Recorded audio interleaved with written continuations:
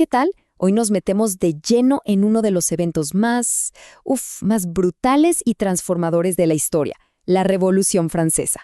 Un verdadero cataclismo que no solo le cortó la cabeza a una monarquía, sino que reinventó por completo las ideas de libertad, igualdad y poder para todo el mundo. Y para arrancar, el tema nos pone sobre la mesa una pregunta clave. ¿Qué es en realidad una revolución? ¿Es solo un estallido de violencia? ¿Una idea nueva y brillante? ¿O es, más bien, una transformación total de cómo funciona una sociedad? Tengamos esto en la cabeza, porque la respuesta, como veremos, no es nada sencilla. Bueno, vamos a la raíz del problema. Esta imagen es potentísima. Vemos a un hombre arrastrándose, que representa al llamado tercer estado. ¿Y quiénes eran? Pues casi todos, el 97% de la población, desde campesinos y artesanos hasta la burguesía. Y lo vemos aplastado literalmente, bajo el peso de la nobleza y el clero. Esta caricatura de la época lo dice todo. Es la foto perfecta de la injusticia que estaba a punto de estallar. Todo el peso de la nación caía sobre los hombros de los que no tenían ningún privilegio. Y es que la Francia de finales del siglo XVIII era justo eso, una sociedad a punto de explotar. Vamos a ver cuáles eran los ingredientes que la convirtieron en una verdadera bomba de tiempo. La presión se estaba acumulando por todos lados, ¿eh? Por un lado, tenías crisis económicas una tras otra, que se ponían peor con el derroche de la corte del rey Luis XVI y los gastos gigantescos de las guerras. Y por otro, malas cosechas que causaban hambrunas terribles, mientras la nobleza se aferraba a sus lujos y se negaba a pagar un solo impuesto. La situación era sencillamente insostenible. Y aquí está el resumen de todo, la anatomía de una injusticia. Los ministros del rey veían venir el desastre e intentaron que los privilegiados, o sea, la nobleza y el clero, pagaran por algo. ¿Y qué respondieron? Un no rotundo. Sabotearon cualquier intento de reforma. ¿La consecuencia? Absolutamente toda la carga de los impuestos recayó en el tercer estado. La burguesía, los artesanos, los campesinos. Literalmente todos pagaban impuestos menos los que más tenían. Ahora pasemos a la chispa que encendió esta pólvora. Con la crisis ya en su punto máximo, el rey se vio obligado a tomar una medida desesperada, una que lo cambiaría absolutamente todo.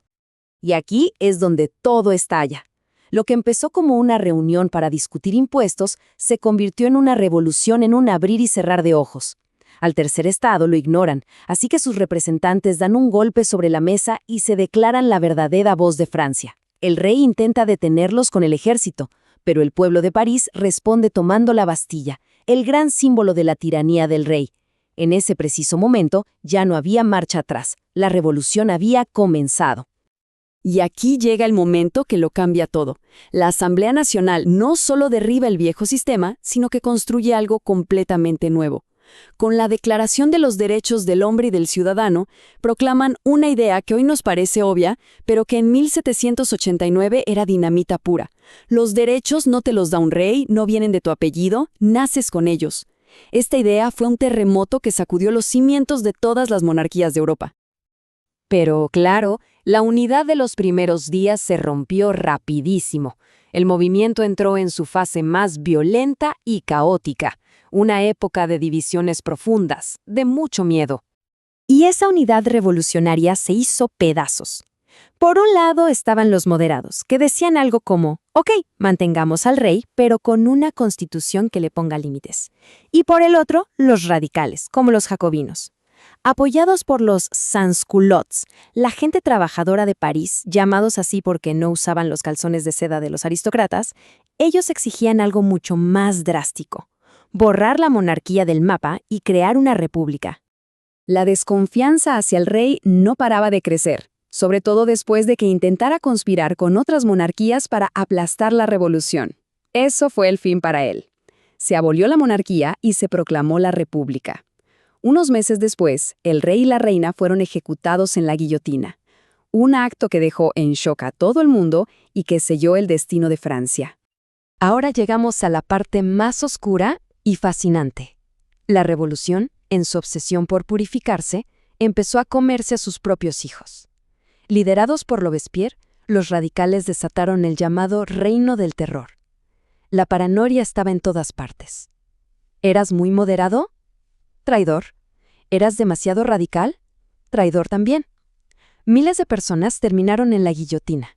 Y la ironía más terrible de todas es que el propio Robespierre, el arquitecto del terror, acabó siendo víctima de la misma máquina de matar que él había perfeccionado. Después de tantos años de guerra, terror y caos, Francia estaba exhausta. La gente solo quería orden, estabilidad, y ese vacío de poder fue la oportunidad perfecta para un general joven y muy ambicioso. El gobierno que intentó poner orden después del terror, que se llamó el Directorio, fue un desastre total. Era corrupto, débil, no podía tomar una decisión. Era como un castillo de naipes a punto de caerse. Francia estaba harta de tanto caos, y en ese ambiente de desesperación, el país no buscaba a un político, buscaba a un salvador. El escenario estaba listo. Y aquí está, quizá la mayor ironía de toda esta historia. En medio del caos surge este general brillante y popularísimo, Napoleón Bonaparte. Da un golpe de estado y promete orden. Consolida su poder y finalmente, en 1804, hace lo impensable. Se corona a sí mismo emperador. Pensemos en esto un segundo. 10 años de sangre y revolución para derrocar a un rey terminaron con un emperador todavía más poderoso. Impresionante. Pero la historia no termina con Napoleón, para nada. Aunque las monarquías volvieron, el mundo ya no era el mismo. Las ideas y los conflictos de la revolución siguieron haciendo eco durante décadas. Y este es el legado clave. Sí, los reyes volvieron por un tiempo, pero el mundo que gobernaban ya no era el de antes. El genio no podía volver a la botella.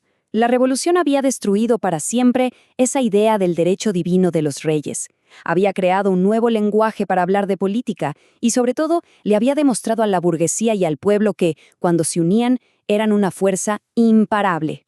Y esta es la prueba perfecta. Cuando los Borbones volvieron al poder en 1815 e intentaron regresar al absolutismo de antes, ¿qué pasó? El pueblo de París se levantó otra vez en 1830. La idea de la revolución ya estaba en el ADN político de Francia. Y así, volvemos a la pregunta del principio, pero ahora se siente mucho más compleja. Después de ver todo este ciclo de esperanza, de terror y de transformación, la pregunta final que nos queda es: ¿se puede lograr un cambio profundo y real sin pasar por el fuego de una revolución? La historia de Francia nos da una respuesta, pero quizá no es la única.